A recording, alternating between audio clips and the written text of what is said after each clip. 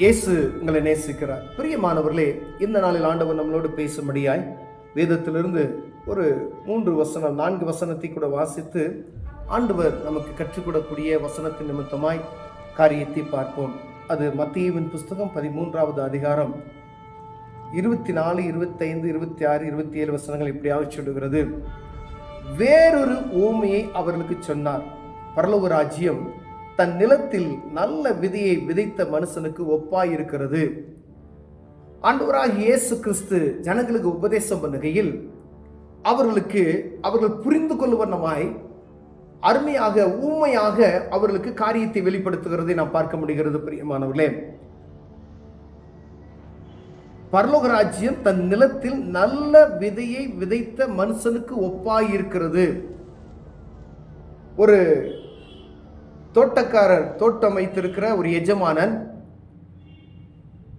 பாருங்க, மனுஷன் நித்திரை பண்ணுகையில் ஒப்பாயிருக்கிறது. மனுஷர் நித்திரை பண்ணுகையில் அவனுடைய சத்துரு வந்து கோதுமைக்குள் களைகளை விதைத்து விட்டு போனான். பயிரானது வளர்ந்து கதிர்விட்ட பொழுது களைகளும் காணப்பட்டது. வீட்டு எஜமானனுடைய வேலைக்காரர் அவனிடத்தில் வந்து, ஆண்டவனே, நீர் உமது நிலத்தில் நல்ல விதையை விதைத்தீர் அல்லவா? பின்னே அதில் களைகள் எப்படி உண்டானது என்றார்கள். அதற்கு அவன், சத்ரு அதை செய்தான் என்றான். அப்பொழுது வேலைக்காரர், நாங்கள் போய் அவைகளை பிடுங்கி போட உமக்கு சித்தமா என்று கேட்டார்கள். அதற்கு அவன், வேண்டாம், அவைகளை பிடுங்கும் போது நல்ல கோதுமையை கூட வேரோடு பிடுங்காதபடிக்கு இரண்டையும் அறுப்பு மட்டும் மலர விடுங்கள். அறுப்பு காலத்தில் நான் அறுக்கிறவர்களை நோக்கி, முதலாவது களைகளை பிடுங்கி அவைகளை சுத்தரிக்க கட்டுகளாக கட்டுங்கள், கோதுமையையோ என் களஞ்சியத்தில் சேர்த்து வைங்கள் என்பேன் என்று சொன்னார் என்றார் என்பதே. பிரியமானவர்களே, பரலோக ராஜ்யத்தினுடைய காரியத்தை 2026 வருடங்களுக்கு முன்பதை ஆண்டவராகிய இயேசு கிறிஸ்து இந்த பூமிக்கு வந்த பொழுது ஜனங்களுக்கு போதித்த இந்த ஒரு காரியம், பரலோக ராஜ்யத்தை குறித்து ஜனங்கள் அறிந்து கொள்ள வேண்டும் என்பதற்காக அநேக ஊமைகளாக பரலோக ராஜ்யத்தினுடைய காரியத்தை சொல்ல முடிகிறதை நாம் பார்க்க முடிகிறது. பிரியமானவர்களே, ஒரு இடத்துல இருந்த 2-3 இடத்துல இல்ல, அநேக இடங்கள்ல பரலோக ராஜ்யத்தை குறித்து ஆண்டவர் தெளிவாய் எப்படியாவது என் ஜனங்கள் புரிந்து கொள்ள வேண்டும் என்பதற்காக அந்நாட்கள்ல இருந்த ஜனங்களுக்கு ஏற்றாற் போல எல்லா விவசாயிகளாய் இருந்தார்கள். அவர்கள் பயிர் செய்கிறவர்களாய் இருந்தபடியினாலே அவருக்கு ஏற்ற ஒரு ஊமையை அவர்களுக்கு சொல்லி இதை புரிந்து கொள்வார்கள் என்பதற்காக ஆண்டவர் எழுதி வைத்திருக்கிறார். இந்த காலகட்டத்தில் நம்ம பார்ப்போமேனால் டிஜிட்டல் உலகத்தில் நாம் வாழ்ந்து கொண்டு இருக்கிறோம். ஆனால் ஆண்டவர் எழுதி வைத்ததே. அப்ப பாருங்க, அந்த இடத்துல நல்ல விதையை விதைக்கக்கூடிய ஒரு மனுஷன், ஒரு எஜமானன் இருக்கிறான். அவன் நல்ல விதைகளை தான் தோட்டத்தில் விதைத்தான். அப்ப வெளியே போய் பார்க்கும் பொழுது தோட்டத்துல கோதுமையோடு கூட களைகளும் வளர்ந்திருக்கிறது. வேலைக்காரன் பார்க்கிறான். ஆண்டவரே, அவன் எஜமான்கிட்ட போய் கேட்கிறான், நீ நல்ல விதையைத்தானே விதைத்தீர், அப்படி எப்படி களைகள் உள்ளே வந்துச்சு அப்படின்னு சொன்னதுமே, இது பிசாசு விதைத்திருக்கிறான் என்று சொல்கிறதை பார்க்க முடிகிறது. பிரியமானவர்களே, எல்லா மனிதர்களையும் ஆண்டவர் நல்ல மனிதர்களாக தான் உருவாக்கினார். ஆனால் இடையில கெட்ட மனிதர்கள் உண்டாவதற்கு காரணம் சத்ருவானவன் என்று சொல்லப்படுகிறதை பார்க்க முடிகிறது. அப்ப கேட்கிறாங்க, வேலைக்காரன் கேட்குறாங்க, இருக்கக்கூடிய அந்த எஜமானுடைய வேலைக்காரன், நான் போய் களைகளை பிடுங்கி போடட்டுமா அப்படின்னு சொன்னும் போது, வேணாம், நீ அதை ஒன்றும் செய்யாத, தொந்தரவு செய்யாத, அதை பிடுங்குறேன்னு சொல்லி நல்லதை நீ என்ன செஞ்சிருவ, சேர்த்து பிடுங்கிடுவ, அதனால விட்டு அது நல்லா வளரட்டும். நான் வளரும் பொழுது நல்லா வளர்ந்ததுக்கு அப்புறம் அறுவடை காலத்தில் நான் அந்த களைகளையெல்லாம் பிடுங்கி கட்டுகளாய் வைத்து எரிக்கிறதுக்கு என்ன செய்வேன், நான் ஒப்பு கொடுப்பேன் வேலைக்காரன் சொல்லி, கோதுமை மணியோ கட்டுகளாக கட்டி களஞ்சியத்தில் என்ன செய்வேன், சேர்த்து வைப்பேன் என்று சொல்லப்படுகிற இந்த காரியத்தை எழுதப்பட்டு இருக்கிறது. பிரியமானவர்களே, நாள் ஒன்று வரும் பிரியமானவர்களே, பூமியில் இருக்கக்கூடிய எல்லா மனுஷனையும் ஆண்டவர் வேர் பிரிக்கக்கூடிய ஒரு காலம் உண்டு. அந்த காலகட்டத்தில் நாம் கோதுமை மணிகளாய் இருக்கிறோமா, கலைகளாய் இருக்கிறோமா என்று பார்க்கும்படியாய் நாம் அழைக்கப்படுகிறோம். ஒருவேளை ஆண்டவர் சொல்லுகிறார், நான் இந்த பூமியில காணப்படுகிற ஆண்டவர் நல்ல விதையை தான் விதைத்தார் தோட்டத்தில், அப்புறம் எப்படி ஐயா களை விதைச்சது வந்துருச்சுன்னு சொன்னது போல சத்ரு அதை விதைத்தான் என்று எழுதப்பட்டு இருக்கிறது. அப்போ உலகத்துல சத்ரு என்ன செய்றான், நல்ல மனிதனை கெடுக்கும்படிக்கு அவன் பலவிதமான காரியங்களை உள்ளே தூவுவது உண்டு.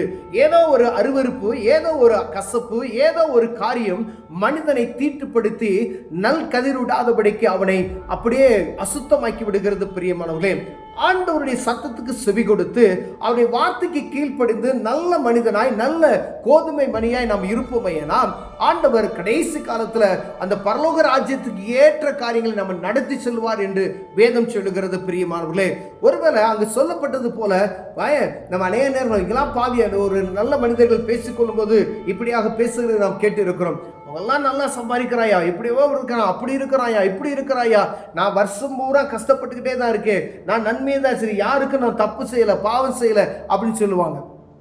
ஆனால் ஆண்டவர் சொல்லுகிற இங்கே வார்த்தை பார்த்தீங்களா, அவனை தொடாத, அவன் அப்படியே இருக்கட்டும் அப்படின்னு.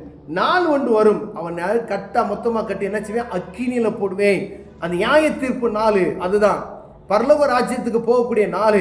அப்ப பூமியில பாருங்க, ஆண்டவர் சொல்றார், பரலோக ராஜ்யத்துக்கான காரியத்தை நீ பூமியில என்ன செய்ய, நீங்க கஷ்டப்படுகிறது நல்லது, நீங்க துன்பப்படுகிறது நல்லது என்று சொல்லுகிறார். பிரியமானவர்களே, ஒருவேளை அநேக நேரங்கள் நம்ம பேசுவது உண்டு, எல்லாம் இப்படிலாம் நல்லா இருக்கிறாங்க, நான் வருஷம் பூரா கஷ்டப்பட்டுக்கிட்டே இருக்கேன், ஆனா ஒரு பலனும் இல்லை என்று. நீ துன்பப்படுவது நல்லது என்று ஆண்டவர் சொல்லுகிறார். பிரியமானவர்களே, நீ நன்மையினால் கொழுத்திருக்கும் பொழுது தவறான காரியத்தை செய்து விடாதபடிக்கு ஆண்டவர் சில நேரங்கள்ல நீ உயராதபடிக்கு கூட ஆண்டவர் என்ன செய்வார், வைத்திருப்பார். குதிரைக்கு கொம்பு கொடுத்தா என்ன ஆகும் அப்படின்னு சொல்லி நமக்கு தெரியும். அப்படி அந்த பழமொழி இருக்கு பார்த்தீங்களா. ஆண்டவர் சில மனிதர்களுக்கு உயர்த்தாதபடி வைத்திருக்கிறதன் காரணம் அதாக கூட இருக்கலாம். ஏன்னா ஆண்டவர் உயர்வை கொடுத்தா அவங்களை பிடிக்க முடியாது, நீ பாவத்தில் விழுந்து போய் விடுவ, அதனால கொஞ்ச நாள் இரு மகனே, நீ திடப்படுத்து, ஸ்திரப்படு, நீ உன்னை குறிப்பிட்ட நாள் வரும்பொழுது நான் உன்னை ஆசீர்வதிப்பேன் என்று காலதாமதம் பண்ணி கொண்டு இருப்பார். பிரியமானவர்களே, அதுக்கு அடங்கி ஆண்டவர் சமூகத்தில் காத்திருக்கும்படி அழைக்கப்படுகிறோம். ஆனா இங்க வேதம் சொல்கிற நம்ம காரியம் என்னன்னா, பரலோக ராஜ்யத்துக்கு ஏற்ற காரியங்களை நாம் செய்கிறோமா? நான் நல்ல மனிதனாக இருக்கிறேன், நான் கெட்ட மனிதன், அவனுடைய காரிய இறுதியத்தில் அறிந்திருக்கிறோம். என்னை குறித்து நல்லா அறிந்திருப்பேன், நீங்க உங்களை குறித்து நீங்க நல்லா அறிந்திருப்பீங்க. ஒருவேளை ஆண்டவர் உங்களோடு பேசினார்னா, ஒருவேளை ஆண்டவருடைய காரியத்தை செய்யாதபடிக்கு நான் பொல்லாத இருதயம் உள்ளவனாய் நான் இருக்கிறேயா, நான் கலைகளை போல நான் காணப்படுகிறேன் என்று நீங்கள் நினைப்பீர்கள். ஆனால் தேவ சமூகத்துக்கு ஆண்டவரே ஒரு விஷயம், என்னை மன்னியும், என் குற்றங்களை மன்னியும் என்று நீங்கள் சொல்லுவீர்கள். நம்முடைய பாவத்தை மன்னிக்க வந்த ஆண்டவராக இயேசு கிறிஸ்து நம்முடைய பாவத்தை மன்னித்து அந்த பரலோக ராஜ்யத்துக்கு ஏற்றவர்களாய் நம்மை மாற்றுவதற்கு வல்லமையுள்ளவராக இருக்கிறார். பிரியமானவர்களே, அவர் வந்ததின் நோக்கம் அதுதான்.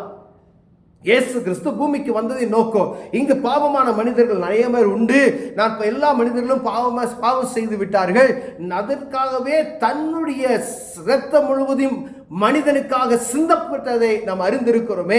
இயேசு கிறிஸ்துவின் ரத்தம் சகல பாவங்களை நீக்கி சுத்திகரிக்கும் என்று வேதம் சொல்லுகிறது. இந்த வேதத்தில் சொல்லப்பட்ட வசனங்கள் உண்மை என்பதை நாம் அறிந்து ஆண்டவருடைய நாமத்தில் இந்த பாவ மன்னிப்பை நாம் பெற்றுக்கொள்வோமே, அந்த பரலோகத்துக்கு ஏற்ற காரியங்கள் நாம் என்ன செய்வோம், சிந்திப்போம். அந்த பரலோகத்துக்கு ஏற்ற மனிதர்களாக நாம் மாறுவோம். பிரியமானவர்களே, ஒருவேளை பாவ மன்னிப்பு நிச்சயத்தை நாம் பெற்றுக்கொள்ள முடியாதபடிக்கு இந்த பூமியில் இருக்கக்கூடிய காரியங்களே ஓடிக்கொண்டே இருப்போமேனால் ஒரு நாள் வரும், அந்த நாள்ல நியாய தீர்ப்பு நாள், பரலோகமா நரகமா என்று சொல்லப்படுகிற அந்த காரியத்தின் நேராக நாம் தள்ளப்பட்டு போய்விடுவோம். பிரியமானவர்களே, வேதம் சொன்னது போல, ஆண்டவர் சொன்னது போல, அந்த நல்ல கனி கொடுக்கிற காரியங்கள்லாம் அங்க என்ன களஞ்சியத்தில் சேர்க்கப்படும், கலைகளை எல்லாம் பிடுங்கி அக்கினியில போடப்படும் என்று சொல்லப்பட்டு இருக்கிறது. நல்ல கலைகளா இருக்கு, நல்ல கோதுமை மணிகளா இருக்கிறோமா, கலைகளா இருக்கிறோமா? எனக்கு தெரியும், உங்களுக்கு தெரியும்.